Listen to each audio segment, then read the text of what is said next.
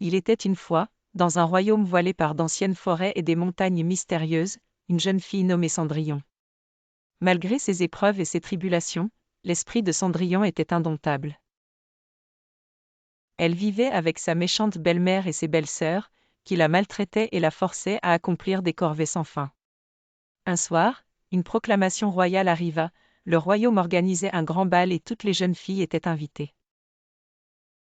Le prince, à la recherche d'une épouse, avait annoncé qu'un joyau magique serait présenté à la femme dont la beauté et la grâce captureraient son cœur. Cendrillon, rêveuse de s'échapper de sa vie morne, était excitée, mais sa belle-mère lui interdit d'y assister, prétendant qu'elle n'avait rien de convenable à porter. Alors que Cendrillon pleurait dans le jardin, une fée scintillante apparut.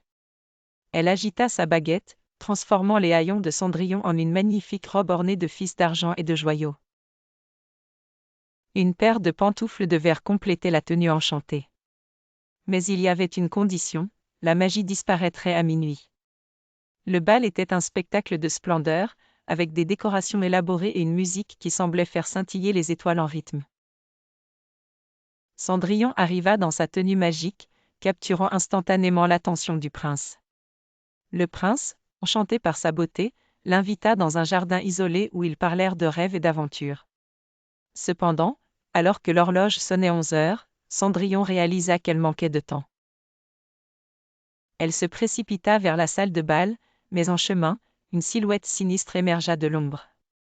C'était la sorcière maléfique Malvina, ancienne conseillère du roi, bannie des années auparavant. Malvina avait comploté sa revanche et avait enchanté le joyau pour voler la beauté et la magie de Cendrillon.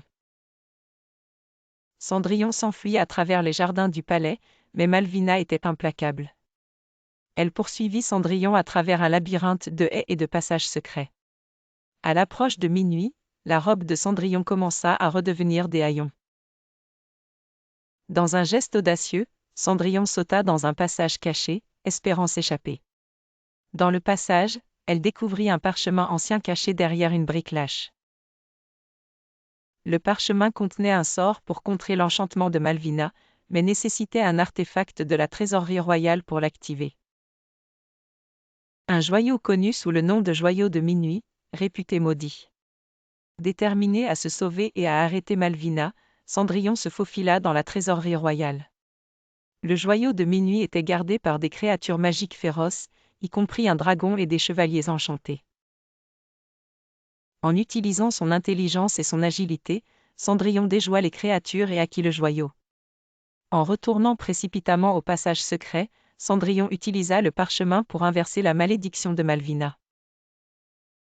Juste au moment où Malvina était sur le point de voler le joyau de minuit, le sort fut jeté. Et la magie noire de Malvina fut vaincue. La sorcière fut transformée en un crapaud inoffensif et bannie à jamais. Cendrillon en sortit victorieuse, et le prince, qui la cherchait, la trouva juste au moment où le dernier coup de minuit résonnait dans le palais. Il la reconnut grâce à la pantoufle de verre qu'elle avait laissée derrière elle et découvrit sa bravoure et sa débrouillardise. Le prince et Cendrillon se marièrent lors d'une grande cérémonie.